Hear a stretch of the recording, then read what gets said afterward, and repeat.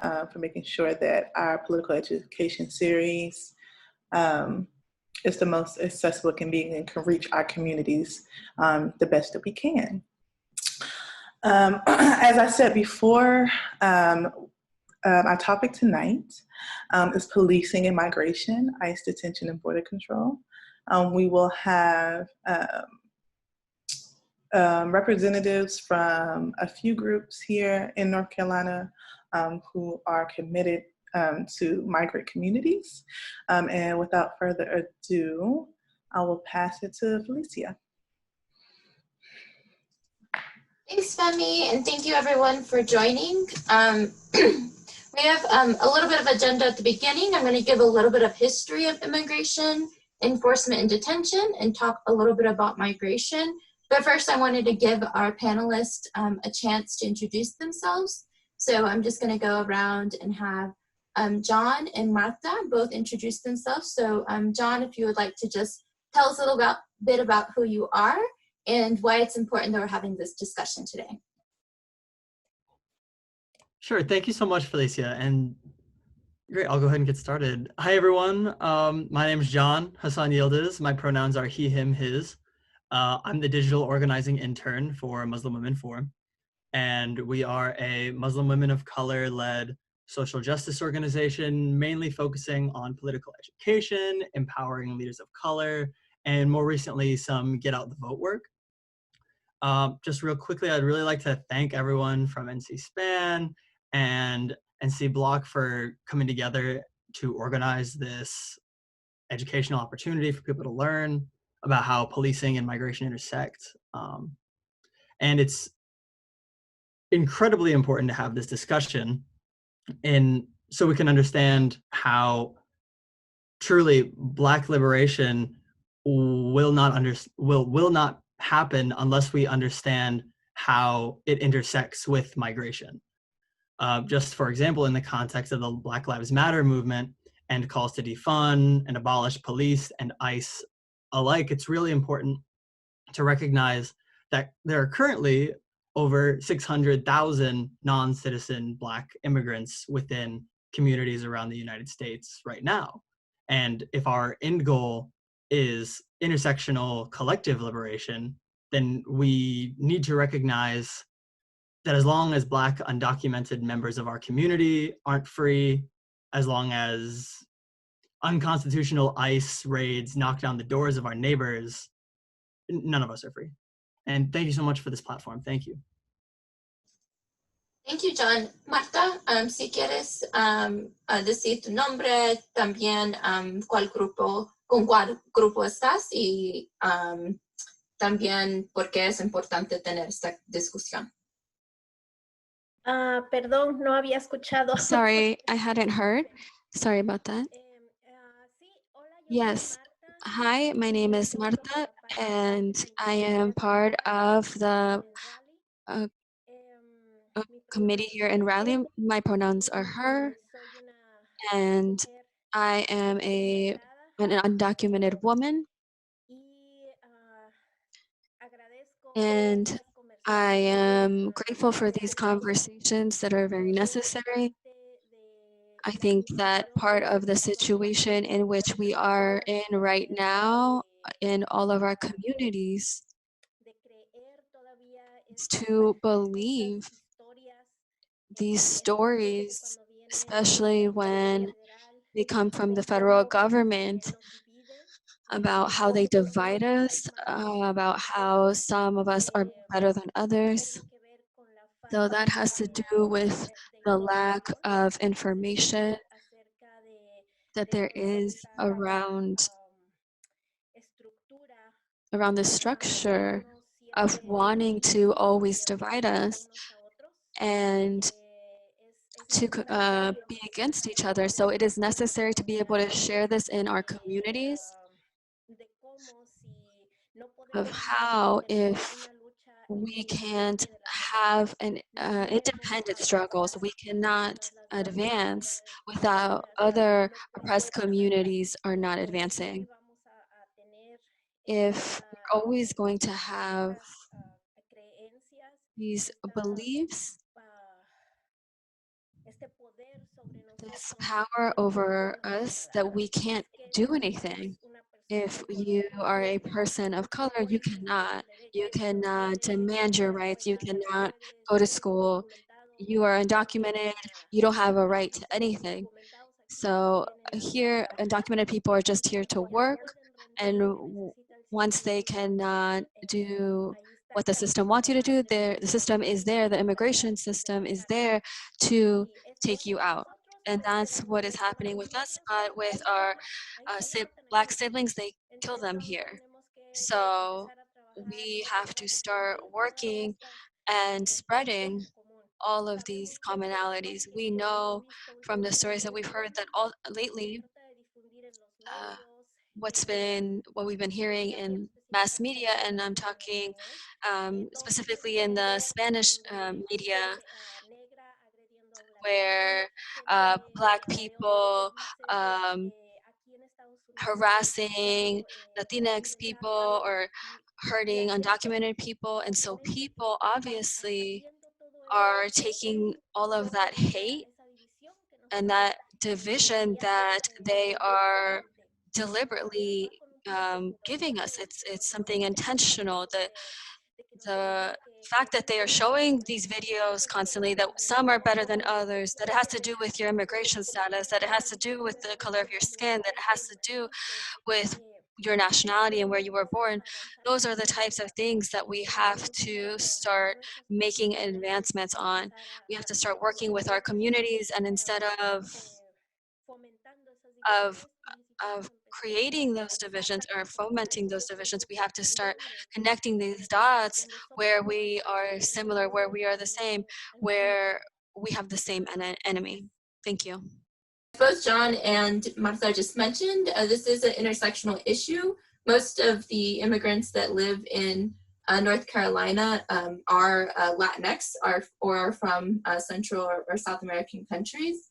But I'm going to give a little bit of history of that, but as it's been mentioned across the country, there are disparities when it comes to how Black immigrants are treated within this country. So I'm going to go a little bit over that. So Femi, if you don't mind sharing part of the presentation, we're going to go through just a little bit of information and data that I was able to pull together. And then we'll get back to some more Q&A from the panelists, from John and Martha, so that they can discuss a bit more about their work and where they see opportunities for non-Black immigrants and non-Black communities of color to fit in to sort of this question of the intersectional component between policing and migration. So we'll go and get started for this.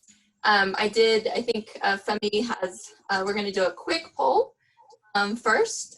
So I'm gonna launch one of these questions. So hopefully you all see this. The first question is, should police implement immigration enforcement? And this is gonna be a yes or no question. And then the second one is, do you see a correlation or some kind of intersection between abolishing ICE and abolishing the police? And we'll dive into those just so we can get a sense of where people are. Andrea, I'm gonna take over. Hopefully get some more understanding from folks in this space. So I'll give folks just a little bit more time. Así que vamos a tener. So far, most folks are saying, I'm going to go ahead and close the poll. And feel free to drop things in the chat too if you weren't able to look at it. Most folks are saying that should police implement immigration enforcement? People are saying no. That's great. We're happy to be in the same company, I think, and hearing from folks saying that. Do you see a correlation between abolishing ICE and abolishing the police? I'm glad most folks said yes to this. I think this can be a challenging question. I think especially within the Latinx community, we definitely struggle to make sure that folks understand that both of these things can, or we can at least like chip away at both of these things at the same time. And then one person did say kind of somewhat here, and sorry I wasn't sharing the results, but one person did say that somewhat that there's a correlation beside that. So hopefully by the end of this session, you will see how closely tied they are, especially in the state of North Carolina, where we have some local police who very much are anti-immigrant and want to make sure that immigrants know that. And some of those are sheriffs across the state of North Carolina. Thank you. Someone chopped in the chat. I said somewhat only because I need more knowledge to understand. And so we're happy that everyone's here to learn those as well. Next slide, please, Femi. This is just a slogan that we typically use, I think when we're doing chants. So, la migra, la policía, la misma porquería. The translation of this is sort of, I was trying to like not to curse on here because it's recorded, but the police, ICE, or immigration enforcement, the same bullshit, basically, is sort of like a translation of that. There's a more vocal translation as well. But we try to make sure that we understand that these are intersectional, right? So when we're saying defund the police, or if people are saying abolish ICE, we very much want to encourage them that abolishing ICE is not enough, especially because the way that ICE and local law enforcement have continued to grow together historically. Next slide, please. So this is a brief overview. I'm also a professor, so this is my wheelhouse, but sometimes hard to condense all of this information into sort of pieces. But right here, I do want to make sure to just point out that in the 1980s, we really see like there's a long history of immigration exclusions of immigrants being excluded throughout the country. But in the 1980s, you really see this expansion of what we know as immigrant detention. So in North Carolina, we don't have standalone immigrant detention centers. We have like places in local jails that are set aside for immigrants, and we'll get into more of that. In the 1990s, we start to see what's called then is INS, or Immigration and Naturalization Services, which then becomes ICE later on, that they start to carry firearms, right? So we start to see that they take on these these like types of, that they're looking more like cops in this sense, right? So they can carry guns starting in 1990. And then as we go along in 1996, the shorthand of this is IRA, or the Illegal Immigration Reform and Immigrant Responsibility Act, introduces these types of local partnerships that we see across North Carolina, as well as across the country. This also means that there's an increase in the ways that immigrants can actually be arrested by local police or by local law enforcement, and then taken to jail and then put into deportation proceedings. So it's really important to understand that before there was just this federal agency, most of the time we think about it as ICE as a federal agency, but as we go along, part of this becomes much more sort of localized. So it's police, it's your sheriffs that might be engaging in sort of the arresting of immigrants, the same way that they're arresting Black folks at higher rates within sort of the state of North Carolina too. Next slide, please.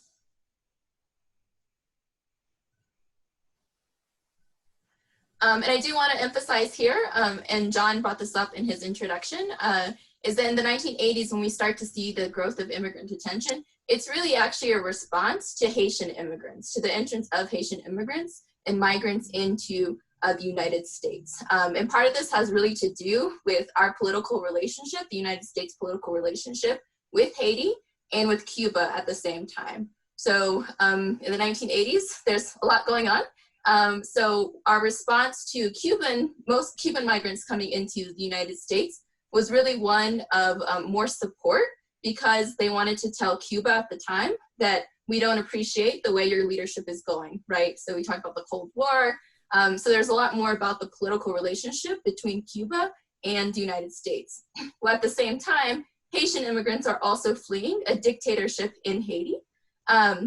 And at this point, because the United States had a good relationship with that leadership in Haiti, they didn't want to sort of like go on record saying that we're going to accept your migrants, because then it would look like they were actually saying that the regime in Haiti was bad. And at that point, they couldn't because of the political relationship. So a lot of the increase in immigrant detention was really happening in the 1980s as a result of Haitian refugees coming to the United States. And so we see that sort of emphasis on incarcerating and detaining Haitian migrants still continues today. So if we think about this down here at the bottom, Black migrants are at greater risk for deportation. So even though they make a small percentage of the people who are actually in immigrant detention, they're actually much more likely to be deported.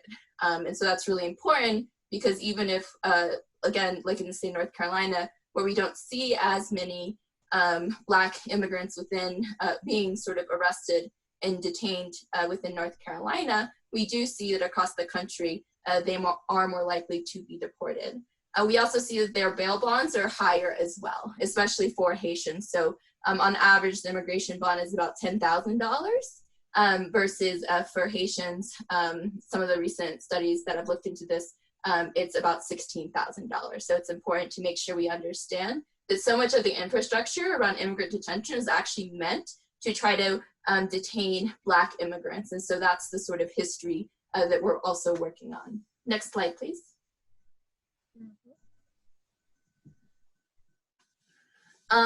Here's just I have a few additional charts that's really thinking about, like, when we're talking about migration, that we're also considering that most sort of like our refugee policies decreased over time. And this is that sort of at the sort of national level, these have decreased over time. So we're not also accepting more people into the country, although you'll probably see many times in the media that there's this fear of like more people coming into the country. Así que en los medios de comunicación escuchamos que a veces. I did also emphasize that when we're talking about Border Patrol, we're also, so when we talk about immigrant detention, one of the things that we also want to distinguish is sort of the type of immigration enforcement that's happening inside like the United States. So in North Carolina, obviously, we're not close to a border. Hopefully most folks recognize that. So there's Border Patrol, which is typically the folks who are stationed at the northern and southern borders of the United States. And this, in this chart at least, is represented in blue. And then in the interior, we also see sort of high numbers of arrests happening. So we distinguish that also because this means that there's different funding that's coming into both of those bodies too. And so if we're thinking about this like defunding different institutions, you really have to think about like who is in charge of each of these agencies. And both of these agencies are federal agencies, but we'll get into a little bit later how you can also target sort of at the local level and combine sort of the defund language at that point too. Okay, next slide, please. As we can see over time, there has been an increase as far as defunding, sorry everyone, as far as defunding or thinking about defunding sort of ICE along with law enforcement. This is just the breakdown of those different budgets and how much that costs. So you can see here that a lot of the budget ends up going to Customs and Border Patrol, again, those agencies along the border, versus sort of ICE, which is like the internal sort of component. Next slide, please. And so I do want to jump in a little bit and just talk about sort of like how we see this happening at the local level. So again, I mentioned at this national level, we have the Department of Homeland Security, which is in charge of sort of ICE or Border Patrol, both of those agencies. At the state level, what we typically look at is sort of what's been agreed upon between either like the prison system or also even like what is the policies that might be happening through, say, like sheriff associations or law enforcement associations throughout the state of North Carolina. At the state level, it also matters what happens as far as like when things like driver's licenses, which is really important for, or at least like became really important in the way that immigrants get policed on a regular basis at the local level. So in 2006, undocumented folks were no longer able to get driver's licenses, which means that if they get pulled over, that they might be arrested and taken to jail, and from there, potentially deportation proceedings could begin. So at the next level down, which most folks I think are familiar with, especially if you've been running, say, budget campaigns recently, city council, county commissioners, and the county sheriff, right? So all of these folks are elected officials. And so if you're running, say, like a defund policing campaign at the local level, you're probably going to city council, right, and asking them to decrease the police budget, all of these things. When we're talking about immigration enforcement, we typically try to target the county sheriff or the county commissioners, because most of the immigration enforcement partnerships at the local level are really happening, say, within the jail. And that jail is typically run by the sheriff, and the county commissioners control the sheriff budget. So that's what we're really interested in most of the time. But obviously, if you're also interested in thinking about how to decarcerate folks, or how to decarcerate the jail, or decrease the population in the jail, or get rid of the jail, then it's also really important for us to have sort of shared strategies when it comes to targeting certain programs in that sense too. Next slide, please. I'm going to skip through this timeline, but it'll be available later on. So can you skip?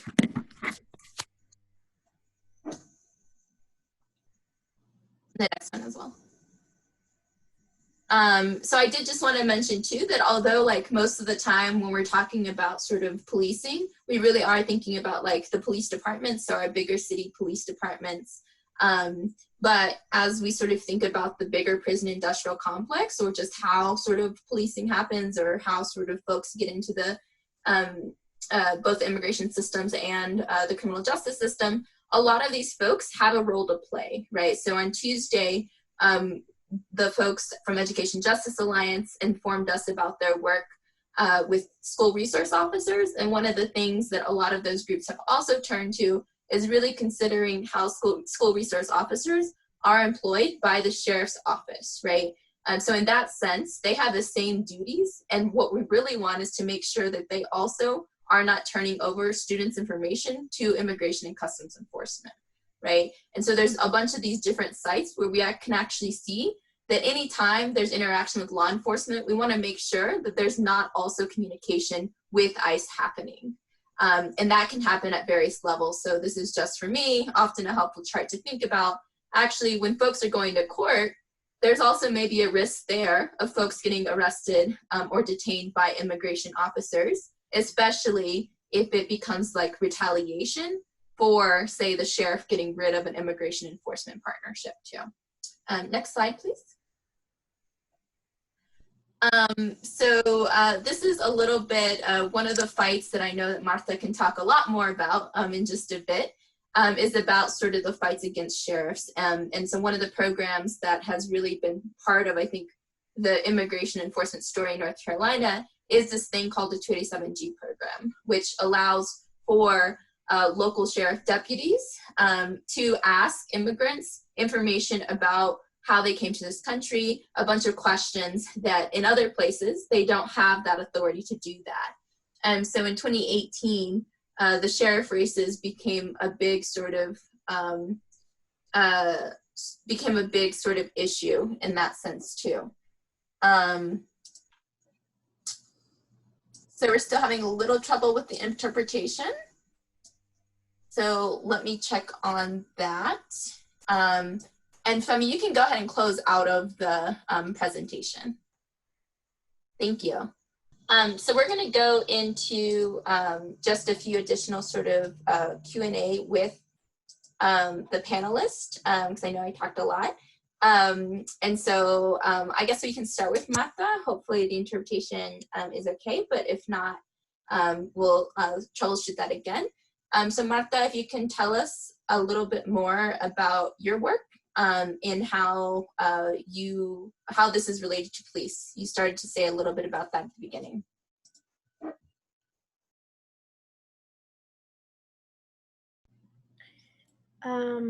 Sí, nosotros creemos Yes, we believe, mencioné al principio, yo trabajo how we've mentioned earlier, I used to work for a committee, and we were all people from the community. no tenemos ninguna gente pagada en el comité. We don't have anybody who's paid in our committee. Nosotros creemos y So we tenemos believe, claro que hay and it's very clear to us, that there's a connection between the police and ICE. Formas son For us, simplemente both brazos platforms are simple estructurales. structures Uno te related to each other. a la cárcel y One otro will te arrest you and arresta put y you te in jail, deporta. O and sea, then the son other dos brazos arrests you diferentes and de deports la you. misma maquinaria. So it's two different arms, but of the same machinery. Entonces nosotros aquí localmente en el condado So de here Wake, locally, what we do in Wake County, por muchos años we work for many years with organizations and other local groups tratando de que este programa de trying for this 287G, program. que The era 287G a los policías was essentially giving the police actuar como officers the agentes de right to migración ask like cuando agents from immigration tenían la preparación ni when we tenían la knew they were not educated or todo el daño que experts in that area, clase de and it was causing a lot of issues in this area of White County. Entonces, y sabíamos que era una clara colaboración. So we knew that there was a clear collaboration that was going on. Un chequeo de licencias, They would put a license checkpoint eh, with the intentions of saying, we don't want drunk drivers coming through here. comunidad latina. But what they were doing is they were targeting non-whites and specifically the Hispanic Latinos. They were making checkpoints, and the checkpoints weren't close to the bars or where, you know, the fun stuff is for adults. They would put it in locations where immigrant workers would be on their way home, and they would be caught on their way home. And it was very obvious that you could see the collaboration going on. Y ahí estaba el ICE en el teléfono. O sea, So listo. ICE was there on the phone, ready for a quick pickup.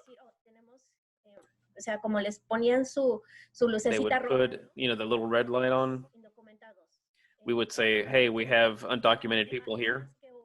La colaboración And it was very obvious that they were collaborating with each other. All that crap that they were doing. por muchos años, como We were, for many years, as I said earlier, working y era básicamente so that that program would go away. que el antiguo sheriff And essentially, we knew that the el previous sheriff, Harrison, promesa es que it was his promise, se mantuvo por más de, y corrígeme, and he Felicia, maintained it. por And más de Felicia, correct me if I'm wrong, for over 12 years in Wake County. él estuvo todos esos años. He kept on saying that same promise for the last 12 years. Y básicamente nosotros tuvimos la campaña So we had that campaign de acabar con to try and get him out and 10 get años. rid of the 287G for over 10 years. En el 18, So finally, del- in 2018, with the new sheriff, este programa se fue. this program this was finally gotten rid of.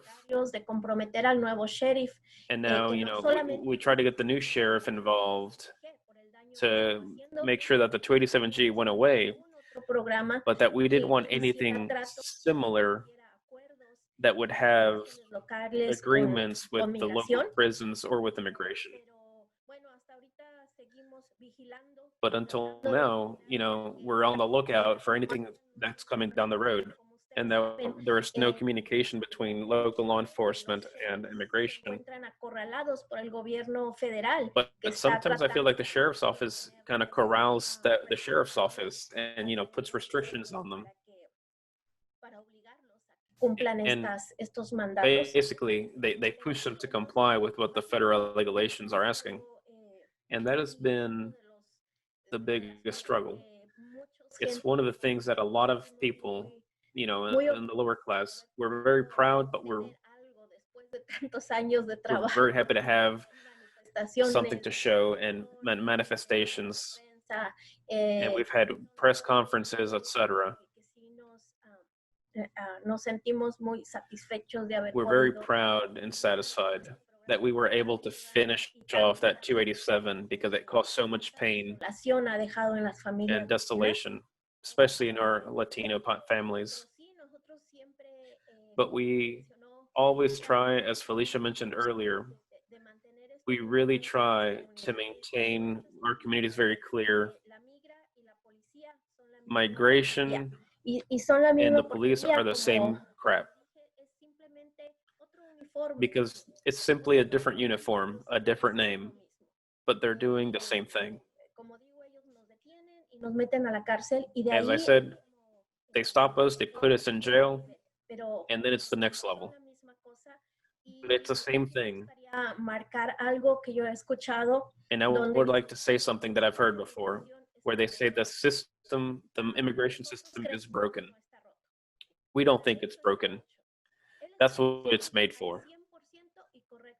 That's working at 100%. Que el Estado And cree I think it's impossible that the state thinks or can create such a structured entity, you know, like the ICE, beneficio para él. for Es something obvio. that's not benefit or that does not benefit themselves. Para nosotros, mucha gente de la comunidad For us, a lot of the people of the community know that the immigration system is not broken. It works. It works as it was originally defined to do. Thank you, Marta, for that. Marta raised a lot of great points. And so one of the things that I do want to just reiterate is that I met Marta and the folks in Raleigh who were working around this, I guess almost 10 years ago as well. So we started to at least like work together a bit. And it has been a long fight for them to really push back against the Immigration Enforcement Partnership in Wake County. And I think it's really important that what we're seeing, I think across the board when we're asking or like pushing our law enforcement agencies to change something, that often they figure out some way to make something else in its place, right? And so that's what we're seeing a little bit right now in North Carolina, is that even though we got rid of this particular partnership in a few counties, that now what the sheriffs across the state are saying is that we're actually going to put in this other program, what we call now 287G Light, which is a warrant service officer program that started out in Florida last year and is now being replicated across the country as another way for the sheriffs to be able to communicate with ICE. I also want to reiterate that what I didn't put in this presentation, but I have more information about, is that every jail in the state of North Carolina, and there are 98, almost every county in North Carolina has a jail, all of those jails are able to share information with ICE. So when someone gets fingerprinted, that information goes to ICE along with other types of databases across the state and federally. So when we're saying that we don't want certain partnerships, we also don't want that in place. We don't want that level of identification to even be occurring, but that's something that has been around for a long time. There's a few questions here on like, what's that name of that program again? So there's debate about what the program is called, but it is still called Secure Communities. I will say that if someone says that that's not true, you can send me an email, we can talk about it. But Secure Communities is, which was implemented back in the day, was the ability for this biometric screening or that fingerprinting to be able to happen across the state of North Carolina, but also across the country, right? And so we see these other types of partnerships really being able to be layered on top of this one. So the 287G program is just like an additional one. There's other ways that your jails are getting reimbursed for holding immigrants. That's one that I spend a lot of my time thinking about, is how much are these jails getting for holding immigrants for the federal government. And that's one where we're also saying, we're saying about defunding the police. That's one way too, at least at the county level, we can talk about counties and jails not getting that type of money too, right? So that's another pressure point where we see this intersection of defunding sort of local governments and defunding sort of like that role with the local police departments too. Yes, Secure Communities, 287G, Wanda, I got way more for you, but happy to talk more about that too. I'm gonna give John a chance to just talk about sort of his work and where he sees sort of some of that relating to policing in the way that we've been discussing as well. Great, Felicia and Marta, Femi, thank you all so much. And while I have only been involved in this work more seriously, relatively recently, I'll speak a bit more on Muslim Women 4, which they have been active since 2016, mainly focusing on political education, like I said, empowering women leaders of color. And through our political education, advocacy, and coalition building, we have ended up doing a lot of work that do support our intersectional Black-led initiatives within North Carolina. And that does lead us to supporting police, prison, and ICE abolition. More specifically, we've created rapid response documents to both of Trump's Muslim bans to try to support our Muslim communities and understanding what that means for them, the implications of it. And have also strived to encourage our base, NC-based Muslim men, women, and the young Black and Brown communities that we do have a link to support initiatives to defund, to abolish, and to take power away from ICE. And to speak a little bit more about how Muslims in the US and the Muslim community in the US relates directly to policing, it's important to stress that the policing of non-documented peoples, of Black and Brown communities, and of Muslim communities are explicitly related. And to understand this, we need to look at a couple of things. We need to recognize first that Islam is not a monolith, is that it is not solely a religion that exists in the Arab world. Black Muslims do exist. Black Muslims who, because of their racial identity, are subject to conventional criminal profiling, to policing, and the prospect of literally being gunned down on account of their Blackness. And to understand this intersection with immigration, we should know that according to a 2014 report from the Black Alliance of Just Immigration, which was cited earlier, that 34% of all Black immigrants to the US are from Africa, from many countries that have a large Muslim population. And as I've said before, there are also 600,000 non-citizen Black migrants in the US. And these Black lives, be they immigrant, undocumented, or Muslim, are all collectively in danger because of the anti-Blackness and Islamophobia present within American police, institutions, and ICE as a whole.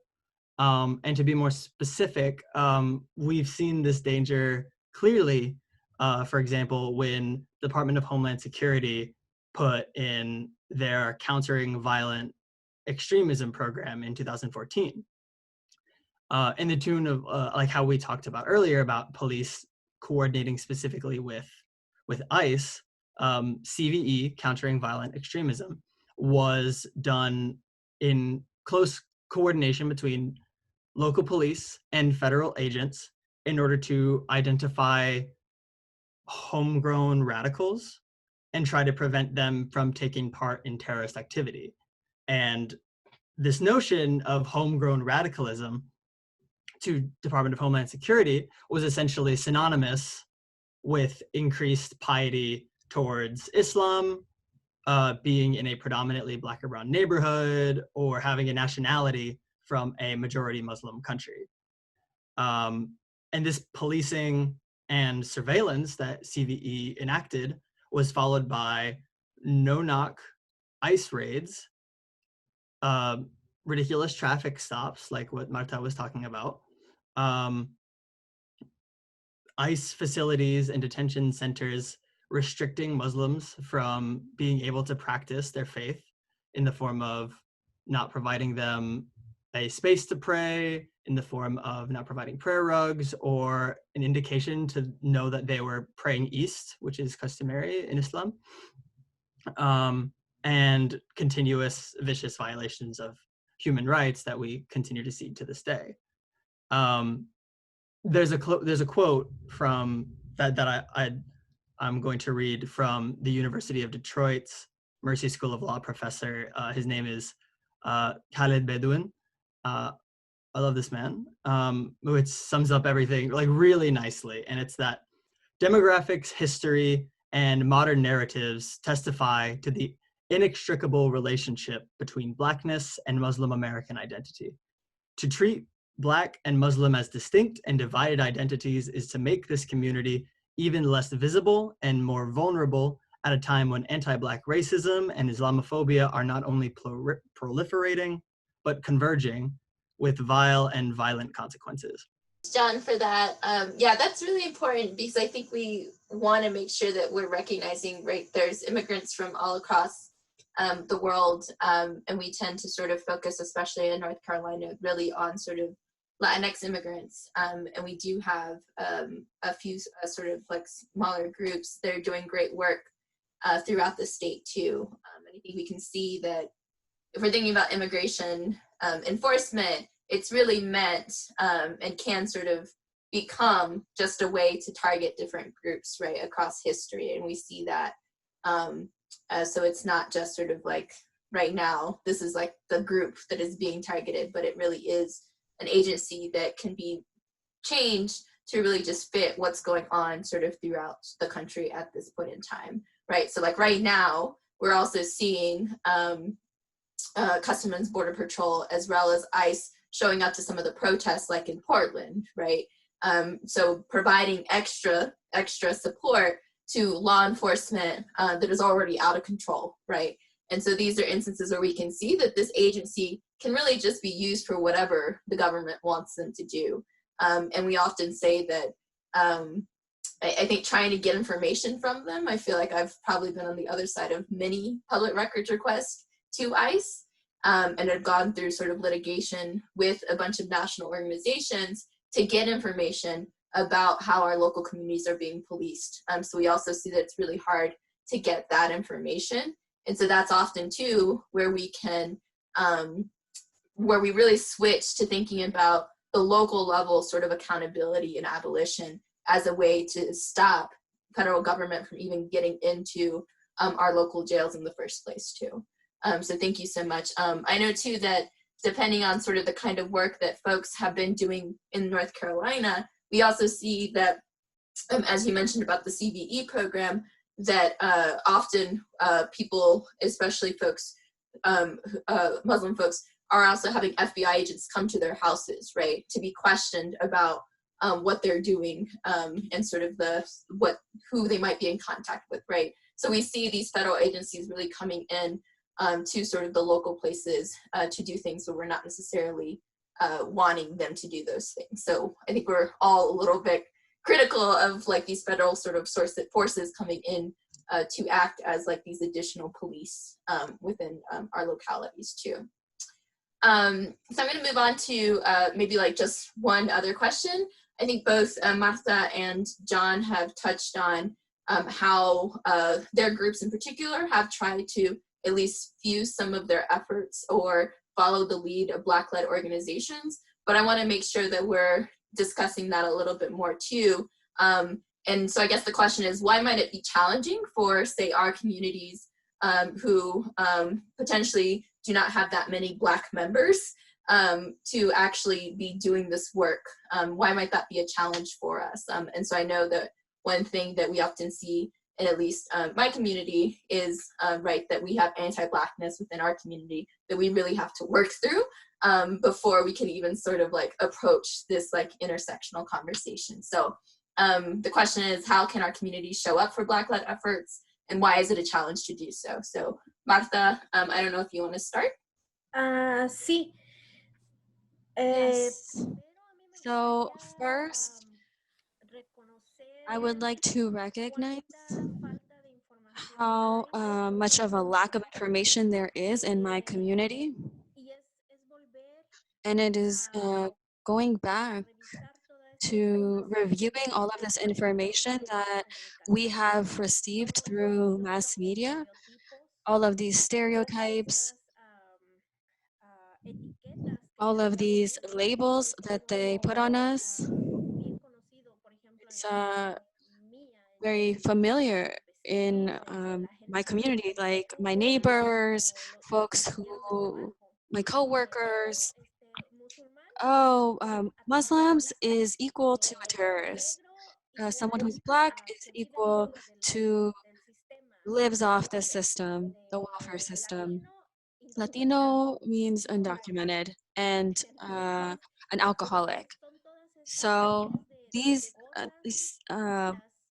different stereotypes together that And of course, this is all intentional. That's exactly what it's about.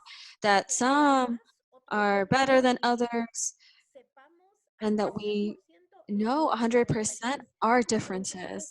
So for me, the important point is that we are the ones that need to take control of undoing those differences and focus on what unites us and not what separates us. Because I think that in the moment in which we understand that that the more divided we are and separated because of our religion, language, because of our age, because of our sexual orientation, the more we're divided, the more impossible it's going to become that we can confront our common enemy. So I think that in certain occasions with folks in my local community, I have tried to ask them that we need to talk more with our community. We need to get to know each other because we only know each other through these things that I mentioned in the beginning, these horrific stereotypes that a lot of times we continue perpetuating as well.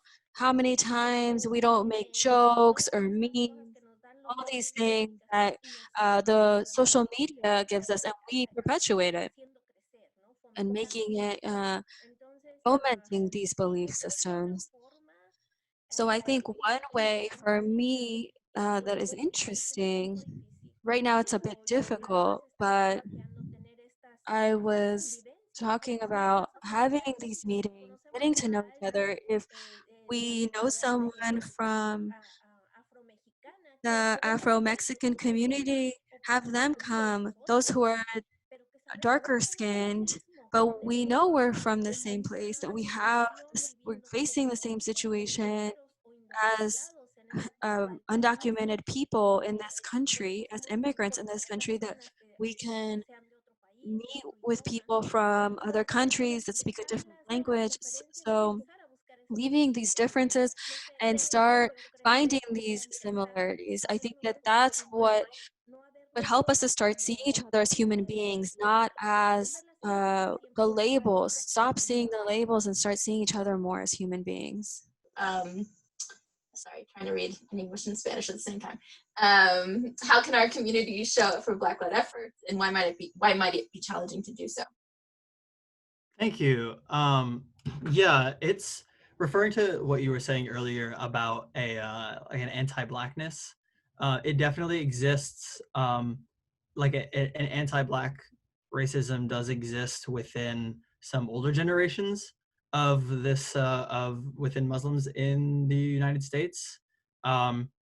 There's this feeling among that it tends to be more generational, that there's not as much of a drive or initiative to respond to a social injustice if it is not uniquely a Muslim issue. And you also have in the case of celebrating a Black Muslim figure, non-Black Muslim Americans, depending on their education, generation, many facets work into this, but can champion a figure's Muslimness while participating in a sort of erasure of their Blackness. And this is really important to look at, and it's also important to recognize, as I've said before, Islam is not a monolith. And Muslims historically have shown up for a lot of Black-led efforts.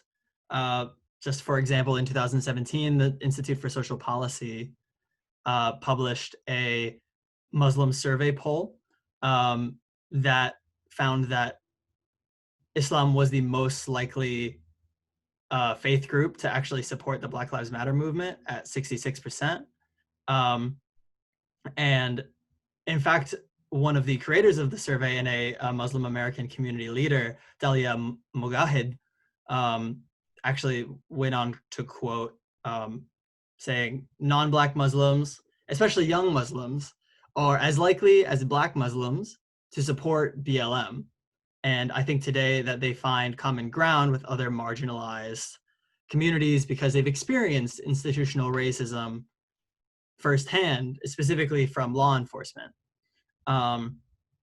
And I think looking at how there is a solid response to support Black-led initiatives, a couple ways I believe that the community can show up for Black-led efforts is expanding awareness within the mosque, which will disseminate through families, friends, and community. So that means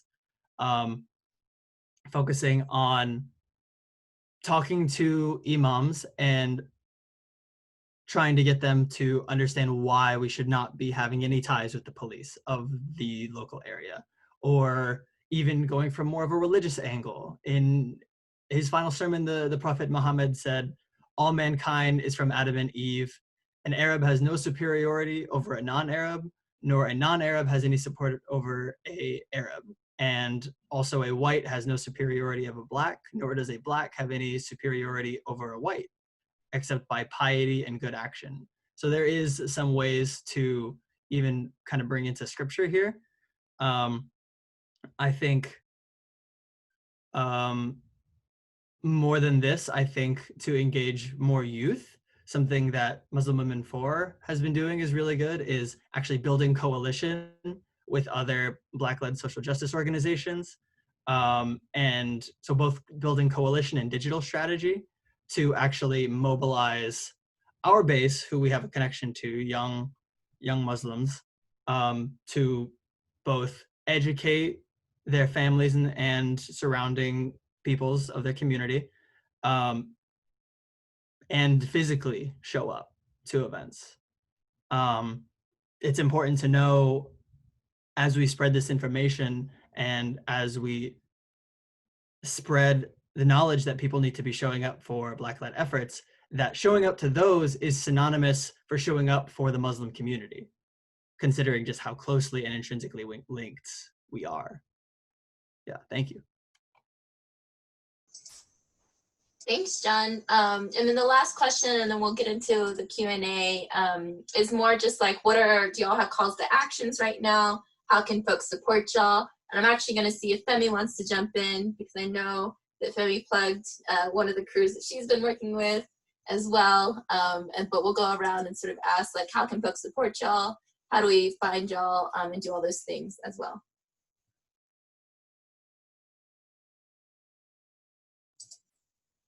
Do you want to go, Femi? Oh, like, well, I'm being shy. Okay, so I put it in the chat, but I helped found an organization called BLMP, and that stands for Black LGBTQ Migrant Project. And our work lies in many components, but one of the main components is to kind of do some of the work that folks have been talking about, to kind of fight for a cultural shift around how we see migration in the U.S., that, you know, Black people are included in the narrative, that the, you know, the discrepancies and the, just the disproportionate numbers are visibilized, right? So I remember, you know, when DACA was being attacked, you know, a lot of the Black migrant community that I work with was like, you know, we're definitely going to throw down for this, but we have to say that, you know, Black young, you know, migrants get like, I don't know, like 10, 15% of DACA.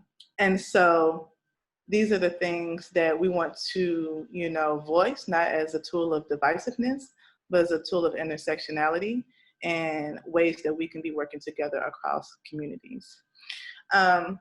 With Black LGBTQ Migrant Project, we are working towards Black liberation of all Black people. Of course, when we say that we have a global perspective of that, we are fighting for all Black people across the world, through the intersections of um, you know, Black communities, LGBT communities, and migrant communities. And so it is niche. It is niche and also super important. And our work has shown that. So along with the cultural shift work that we're doing, we also provide rapid response support for people in detention and who are being harassed by ICE.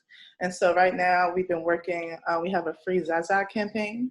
And I just want to highlight that Zaza is a Black Jamaican trans woman who has been held in detention for several years and has been fighting to get out ever since they, you know, captured her. And long story short, we've been having a very hard time. Yeah, we've been having a very hard time, but we're fighting for her. And if you want to, you know, stay updated on that fight, you can definitely follow us on Instagram at official BLMP. We've had some successful campaigns.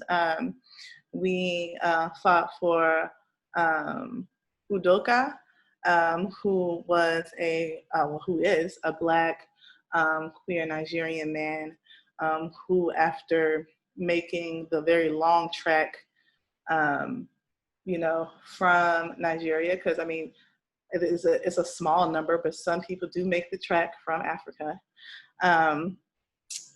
which is inexplicable. As soon as he crossed over, he was captured in California, and so he was, you know, detained for a couple of years. Long story short, we were able to get him out.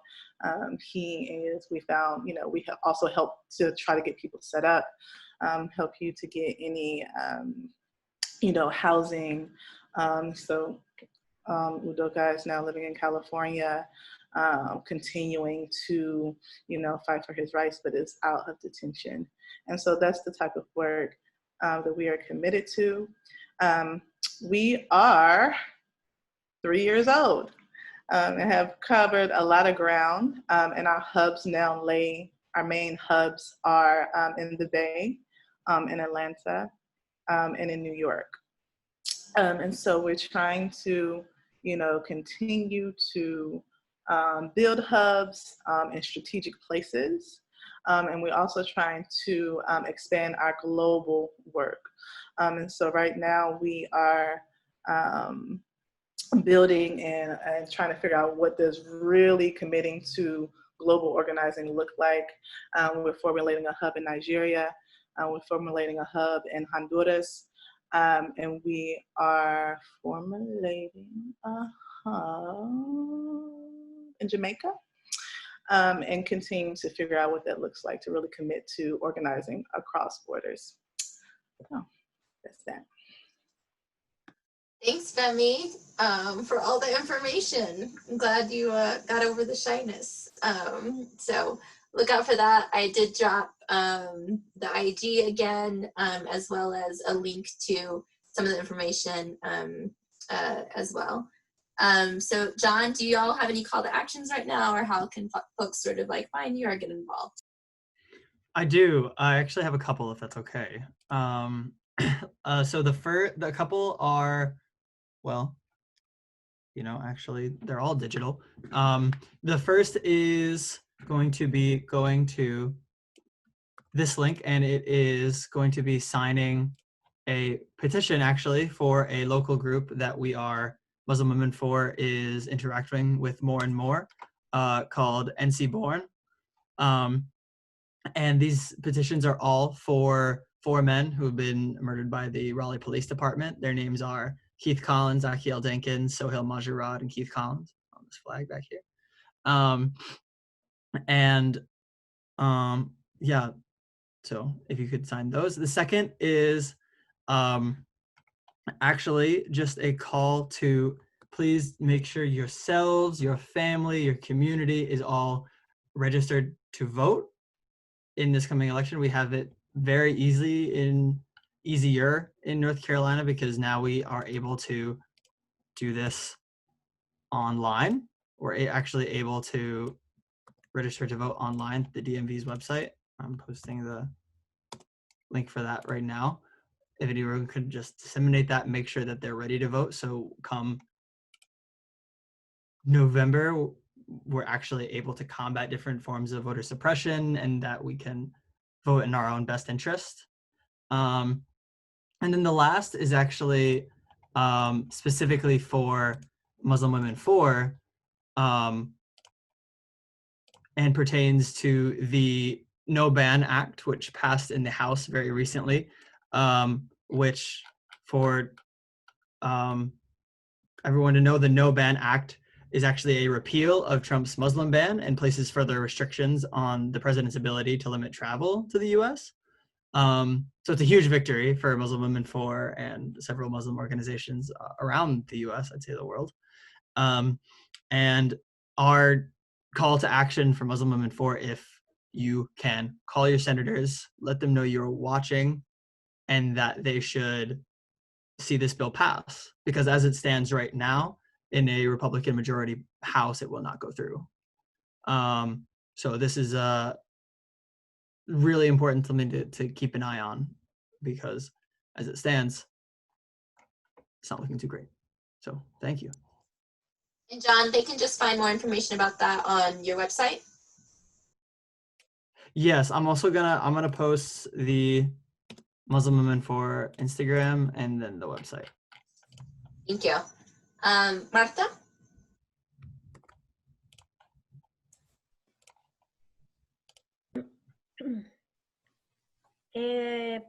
Puedo mandar, tal vez podríamos agregar después las...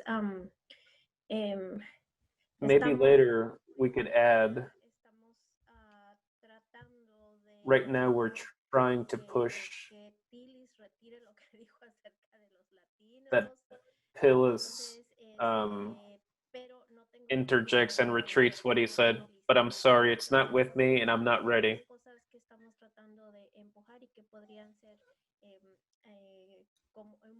I know there are 2 or 3 things that we do need to push, but if it's okay with you all, I'd love to send it to you later.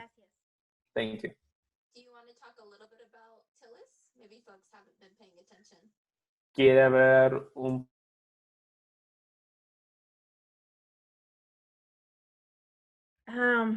Bueno, sí, bueno, pues el Well, senador yes, he's Senator Tillis Carolina del Norte, for North Carolina. pasada hizo unas declaraciones.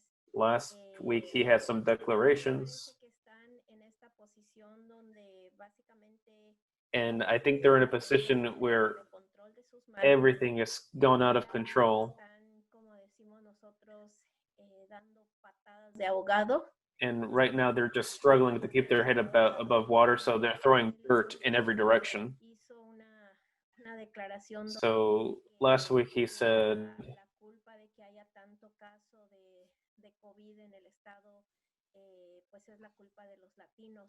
he said that the reason we had the highest rates of COVID in the state was because the Latino community isn't using masks and we're not having social distancing.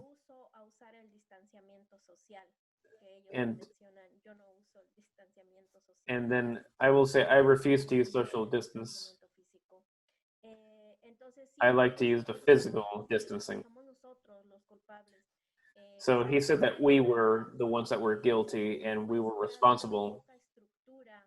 And it was just a show of our poor moral structure. And said that the graphics and all the statistics is really showing us that this state is not prepared for any of this. So right now, they're just trying to find a scapegoat.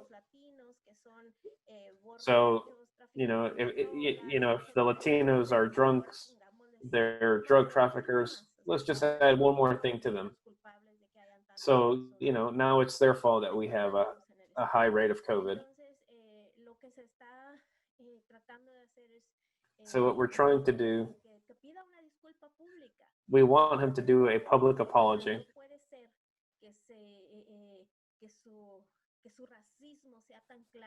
I can't believe that his racism is so clear, and that, you know, the Spanish speaking community, they can't just let that slide. We want him to be responsible for his comments. I don't know if you have something else to say, Felicia. Yeah, I'll just add a little bit that, yeah, this is the most recent sort of attack, at least like specifically geared at like Latinos. And one of the things that Marta mentioned is that the state is not prepared to provide the level of support that is needed for not just immigrants, but for communities of color. And that has been very clear. We know that this very much intersects with who actually is an essential worker, right? So many of our folks are essential workers, and that means that they don't have the luxury to take off of work. They probably have employers, because of the way that labor law is set up in North Carolina and in the South. They don't have employers who are looking out for their best interest. And then on top of that, if you're an immigrant and you're undocumented, you don't have the ability to get unemployment or to get that stimulus check, right, that was offered by sort of the federal government, right? And so we continue to ask, especially the governor and other folks, what is going to be the solution? We also have seen that like many of the folks who want to get tests are also scared that they're going to be asked additional information about their immigration status, which means that if we're not openly saying that this is free and it's not gonna, no one's gonna ask about your immigration status, that people are gonna continue to be worrisome about going to do that, right? And so that's something too that it's been very clear that the state is not prepared. And so I think that we're often on calls in the past few weeks trying to figure out the best way to support our community who has to go work, right? They don't have this luxury of not taking off of work in this moment. And so it is very much, I think, a scary situation on top of sort of so many other things going on too in this moment. Yeah, so that's sort of like one of the more recent things that's been happening. I'm going to jump into the Q&A unless sort of, and please, any of the panelists feel free to answer as well. I just know that there's a few questions that folks had about school resource officers. So the reason that I think the issue of school resource officers and ICE in sort of like schools became an issue, at least like here in North Carolina, was a few years ago when immigrant youth who basically had aged out of a temporary status that they held were actually picked up on school property. And we say school property, I feel like I've gotten in a bunch of arguments with ICE officers about what that means. But some of these students were on their way to school. And so in 2016, when some of these students were arrested and then detained in immigrant detention centers, this became a really big issue for their teachers. So a lot of teachers ended up sort of standing up and saying, this isn't right. In a few instances, this also made some of those community members really look at what are the policies within the school systems in the first place, right? So when we have these issues of school resource officers, they do have access to student information. And so one of the sort of best policies that I've at least seen in North Carolina that was pulled together by really a group of parents and concerned teachers was in Durham. And so instead of sort of just focusing on actually, can ICE come in and ask questions about not just students, but about their parents? What they ended up doing, that group of teachers and parents, was actually looking at the full due process policies for students across the board, right? So it wasn't just, can ICE access this information? It also became a moment where for it to be stronger across the board to say, actually, what kind of information can law enforcement actually access about students at this moment? And so they have a really good policy in place. I think that they've been working on whether or not the school board or the school system has been complying with that policy that got put in place a few years ago. But at least in that sort of language, there is explicit components where you can see that ICE actually has no authority to enter.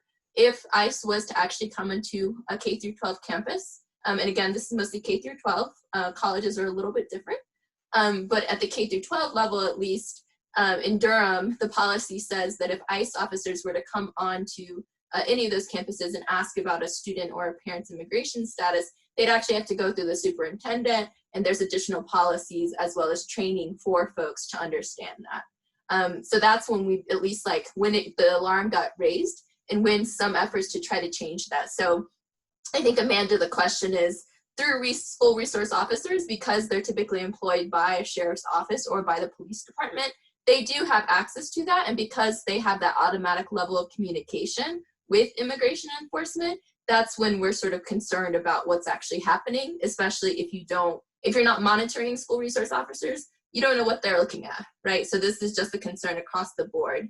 So this is where we sort of make sure that we're intersecting and making sure that we're understanding all of the sites where law enforcement can also welcome immigration enforcement too. And then what's happening in Durham, I think another question here, the same sort of thing, Amanda, that you're asking, and hopefully I've answered that. And then some of the other things, domestic violence shelters. So, and Lila, sorry if I'm butchering your name, but I think one of the things that I started to look at when I was doing my research on immigration enforcement partnerships was that law enforcement was sitting in front of immigrant communities and trying to say that they didn't partner with immigration enforcement, and then saying to them, if you're in domestic violence situations, you should come forward and speak to us.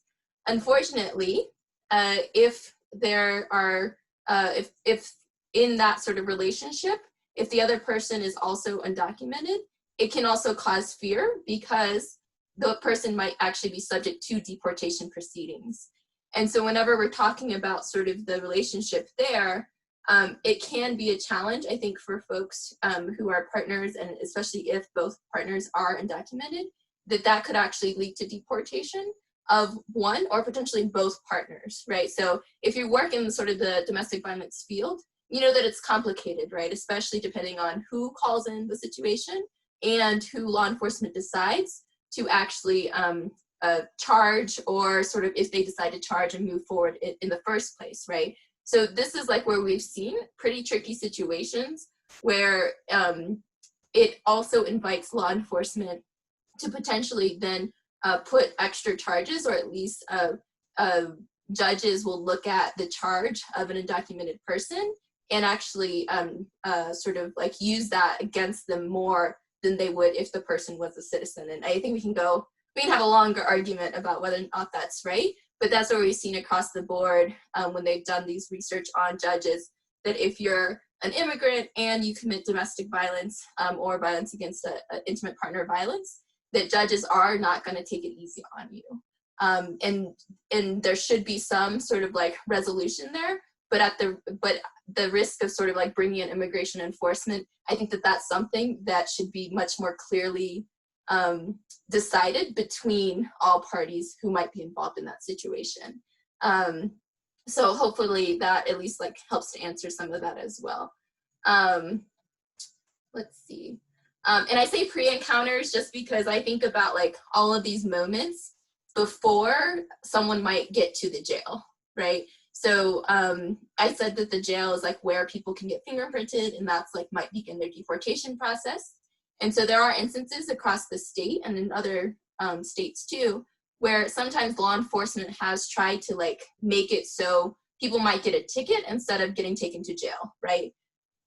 And even though that might stop someone from going to jail and potentially being deported, it also is still very much like paying a ticket is also going to add up, especially for folks who might be working class folks, right? So that's what I think about as like pre-encounters, like basically anything that's going to happen that's going to be before sort of like someone gets to the jail point. So there are policies that folks have worked on with the police departments to try to minimize that, but that doesn't necessarily get us to the point of like abolishing ICE, right? Like that's sort of like a Band-Aid on a much bigger issue that we still sort of need to deal with at this point too. I think the last one, Alexis and Jacqueline, maybe is sort of similar, but Alexis asked, just to clarify something that was mentioned, jails get paid by ICE to keep undocumented folks detained. Yes, they can. So under a particular program, which is run by the Bureau of Justice Assistance, and I'm happy to sort of drop more into the chat, because immigrants might be held in the jail while basically ICE can decide to come pick them up or not in the jail. Local jails and sheriffs can actually apply to the federal government for those days that individuals are actually being held there. It's not for all immigrants. They have to have certain charges, but this is something that we see across the state. I did have a chart at one point. I think right now, the last time I checked, 30 jails across the state of North Carolina got some kind of reimbursement last year. And at the height of sort of like this, probably like back in 2010, it was closer to like 80 jails throughout the state that were getting some kind of reimbursement. So often we hear sort of sheriffs or folks in the jails be like, well, we don't collaborate with ICE. And maybe they're not sort of picking up the phone and calling ICE, but they may actually be sort of, well, one, they're definitely gonna be putting their fingerprints into the system. And two, they may then be applying for this type of reimbursement from the federal government to hold immigrants. And so those are ways that you can sort of start to chip away at those partnerships. Before, the reason that jails and sheriffs wanted to do this was because it would make them some money, right? So one of the sort of bigger examples of this happening is in Alamance County right now. Terry Johnson, who is known throughout the state and throughout the country really for his for being racist across the board, especially towards immigrants. He has entered into a different kind of partnership because he knows that he can make money for incarcerating immigrants, right? And so we want to make sure that, like, when we're having these defunding conversations, we can go ahead and start to take steps at the local level to defund this as it pertains to immigration too, in our bigger calls for defunding the police and or sort of whatever sort of like local sort of efforts you're moving as well. Did any of the panelists want to add to some of those things?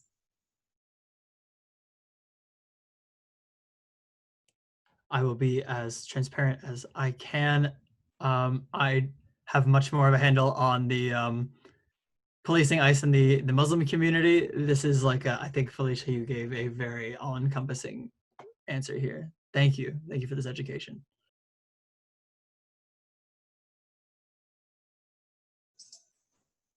Thanks, y'all. Are there other questions in the chat that I'm not seeing?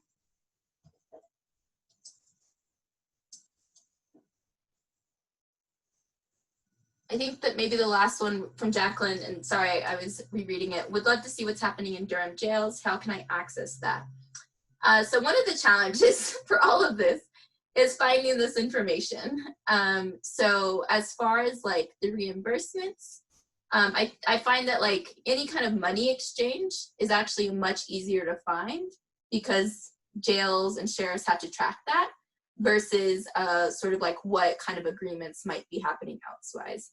In 2018, even though Durham County did not have a 287G program, Sheriff Burkhead did agree to stop honoring ICE detainers. We think that that is what is happening. There is a group in Durham that has been monitoring this more.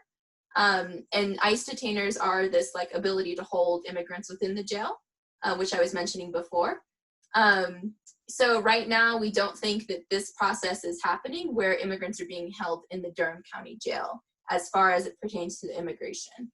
Obviously, this is one piece of a much bigger issue, right? So I do want to flag that, at least in Durham, one of the things that we know is happening right now that is related because it's part of what's happening in the jail is the issue of people who are incarcerated having COVID, right? So that's one thing that I've encouraged folks to really dive into and that's part of like a bigger project that I'm working on right now, is looking at what is the jail's response to COVID and how are they making sure that those who are incarcerated are getting what they need when it comes to healthcare, as well as additional sort of support or things like early release, right? So I do think that one of the bigger issues right now in the Durham County Jail is how many folks have COVID and whether or not they're actually being treated properly and given sort of the opportunities to leave or the proper health care at this point. I say that too because I believe that Durham County Jail was one of the first places to have one of their employees test positive and also one of their employees died, right? So there's issues across the whole jail system within North Carolina. We're seeing that. I think that probably there's a few folks in the chat or who are attending from Cumberland County. And this is something that we're continuing to see, that folks are dying from COVID within the jails. So we have to make sure that I think one of the ways that I hope that folks are showing up from the immigrant rights side of things when they're really interested in sort of the immigration enforcement partnerships is to also really consider what else is going on in the jail at this point in time. And one of the things is sort of the increase in COVID within the jail system, as well as sort of like what is the proper way that some of that should be handled.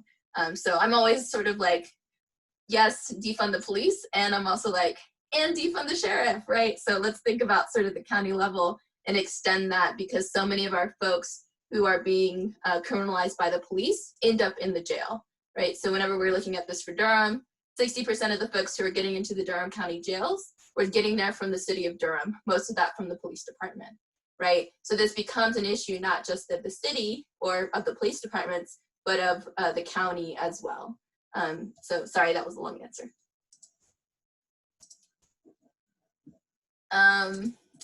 Any final thoughts from the panelists, since I think we've wrapped up all of our questions?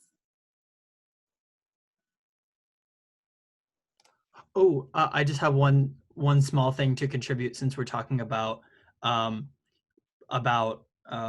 maybe 20 or 30 minutes ago about federal intervention. If anyone does plan on going out to protest in Raleigh, and I'm sure this extends to Durham as well, there have been a couple sightings of Department of Homeland Security vehicles about. So I just want everyone to be aware that there is some like looming federal intervention, just so everyone can be safe if they decide to go out and be physical and active in a protest. And I want to thank everyone so much for giving me the opportunity to speak on behalf of Muslim Women For. Honestly, thank you so much. John, you're just going to drop that information. Do you have any tips on how folks can prepare for that?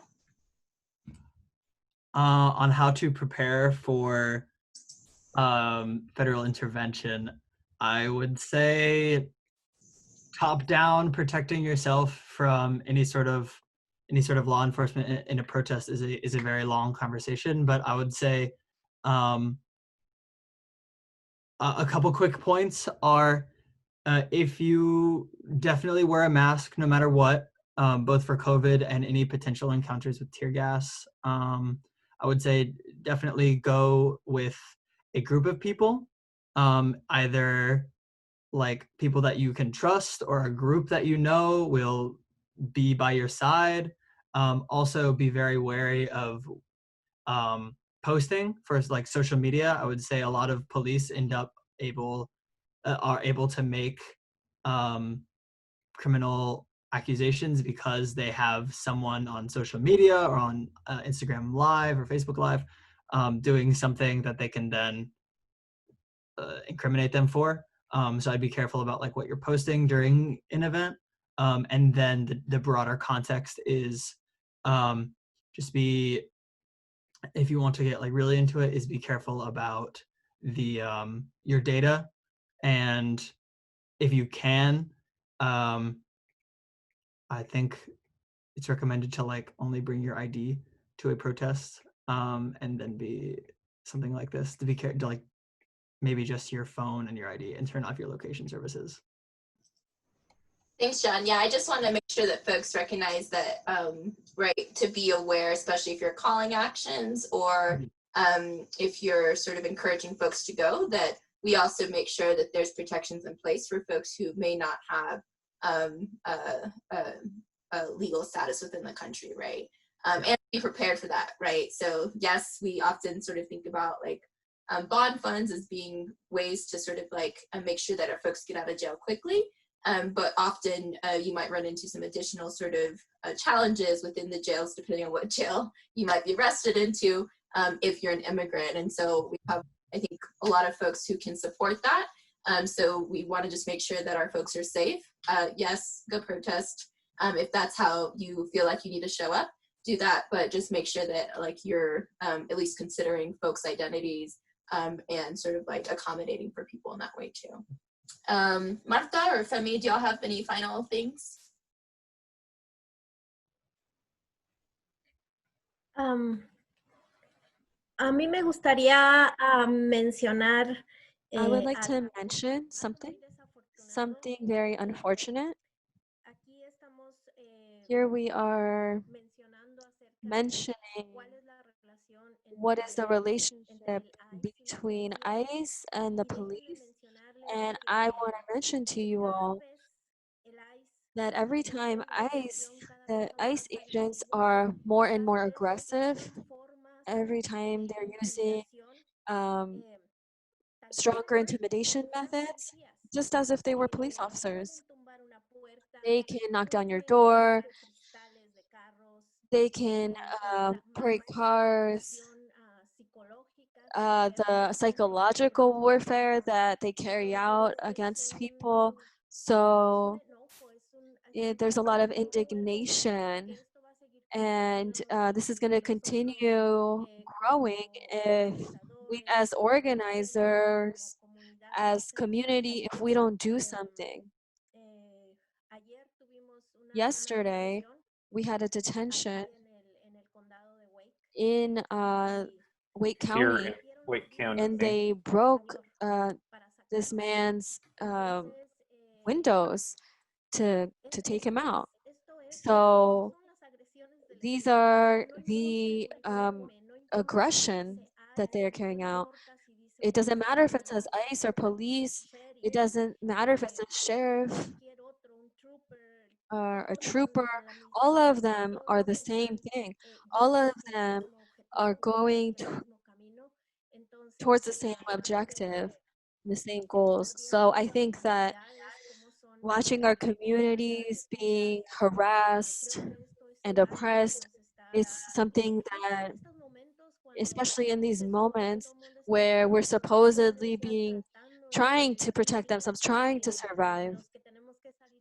Those of us who have to go out to work to be able to feed our families, we have to be wearing the mask and the hand sanitizer and washing our hands and all of these worries. And then on top of that, still have to take care of, be aware of what car's following you or who is behind you. I don't know. I think that this is a call to attention, a call to action. We can't allow this to happen to us and our communities. We have to do something. We have to take care of ourselves. Like I said, it doesn't matter the uniform. They're just different branches of this larger structure. We need to think about that. That's all I wanted to share. Thank you. Thank you, Martha. And I want to say thank you to the interpreters as well. We're going to close out, but for my panelists at least, if we can close out with a chant, that'd be great, because I know it's like really, it's a lot going on. So if we can just close out with ICE out of North Carolina, that would be great. Martha, is that okay? Okay, so for panelists, if you can unmute yourself, that'd be great. And let's do it 3 times. So thank you everyone for joining us. So we'll go ahead and start. ICE out of North Carolina. ICE out of North Carolina. ICE out of North Carolina. ICE out of North Carolina. Thank you everyone for joining us. We'll be back next Tuesday, or Tuesday, not next, but on Tuesday at 6 o'clock. You'll get a reminder from us as well as the recordings to this piece as well. Thank you everyone for joining us, and I hope you have a good night. Gracias a todos. Night, everybody. Thank you. Good night, y'all. See you next week.